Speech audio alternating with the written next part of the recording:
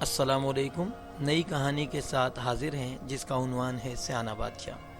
کسی زمانے میں ایک ساہوکار رہا کرتا تھا جس کے 4 بیٹے تھے۔ اس کے پاس بے شمار دھن دولت تھی۔ ایک دن وہ بہت سخت بیمار ہو گیا۔ بہت علاج کرایا مگر کچھ فائدہ حاصل نہ ہوا اور جان کا بچنا محال نظر آیا تو ملکیت کو بچوں میں تقسیم کرنے کا خیال اس کے ذہن میں آیا اور سوچا کہ میرے مرنے کے بعد کہیں میرے بچے آپس میں لڑ لڑ کر جدا نہ ہو جائیں۔ یہ سوچ کر 4 دیگیں منگوا کر ان میں اپنی ملکیت میں سے کچھ نہ کچھ ڈال کر چاروں دیگیں جدا جدا اپنی چارپائی کے 4 پایوں کے نیچے دفن کر دی۔ جب موت کا وقت قریب آیا تو چاروں بیٹوں کو بلا کر کہا، بیٹا، دھن دولت ایسی شے ہے جس سے ہمیشہ خون خرابہ ہوتا ہے۔ میں نہیں چاہتا کہ میرے بچے آپس میں لڑیں، اس لیے میں نے اپنی ساری دولت 4 حصوں میں تقسیم کر کے اپنی چارپائی کے چاروں پایوں میں الگ الگ دفن کر دیے۔ میرے لیے تم چاروں برابر ہو۔ اپنی ملکیت کا کوئی بھی حصہ میں نے چھوٹا بڑا نہیں کیا، اس لیے تم میری زندگی میں اپنا حصہ مقرر کر لو اور میرے مرنے کے بعد اپنے حصے کی دیگ نکال کر دیکھ لینا۔ چاروں بیٹے باپ کی بات سے متفق ہو گئے اور قرآن اندازی کر کے ہر ایک نے اپنا اپنا پایا مقرر کر لیا۔ کچھ دن کے بعد اس امیر شخص کا انتقال ہو گیا اور بیٹوں نے باپ کی تجہیز و تکفین کے بعد اپنے اپنے حصے کے پائے کو کھود کر اس میں سے دفن دیگ نکالی۔ پہلی دیگ کھولی تو اس میں ہیرے جواہرات تھے، دوسرے بھائی نے دیگ کھولی تو اس میں سونا چاندی تھا، تیسرے بھائی نے اپنی دیگ کھولی تو اس میں مٹھی بھر مٹی موجود تھی، اور چوتھے بھائی نے جب اپنی دیگ کھولی تو اس میں چند جانوروں کی ہڈیاں تھیں۔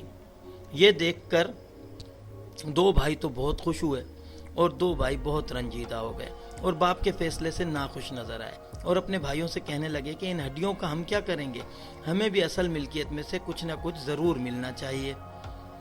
اس پر پہلے 2 بھائیوں نے کہا، بابا اپنے ہاتھوں سے فیصلہ کر گئے ہیں اور تم نے خود اپنے حصے کے پائے کو منتخب کیا تھا، اب اس میں ہمارا کیا قصور ہے؟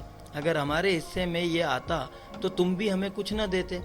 جب تکرار حد سے بڑھنے لگی تو یہ فیصلہ علاقے کے معتبر لوگوں کے پاس لے گئے، لیکن یہ تقسیم وہ بھی سمجھ نہ پائے اور کہنے لگے کہ اس میں ضرور کوئی راز ہے، کسی دانا شخص کے پاس جاؤ۔ چاروں بھائی اس بات پر متفق ہو گئے اور کسی دانا شخص کی تلاش شروع کی، لیکن کوئی بھی اس گتھی کو سلجھا نہ سکا۔ تھک ہار کر وہ سب ملک کے بادشاہ کے پاس پہنچے اور انصاف طلب کیا۔ بادشاہ ان کی بات سن کر پہلے تو سوچ میں پڑ گیا، لیکن پھر بھید کی گتھی سلجھاتے ہوئے کہنے لگا، تمہارے باپ نے بالکل درست فیصلہ کیا ہے۔ ہیرے جواہر والا ہیرے جواہر لے لے اور سونے چاندی والا سونا چاندی لے لے۔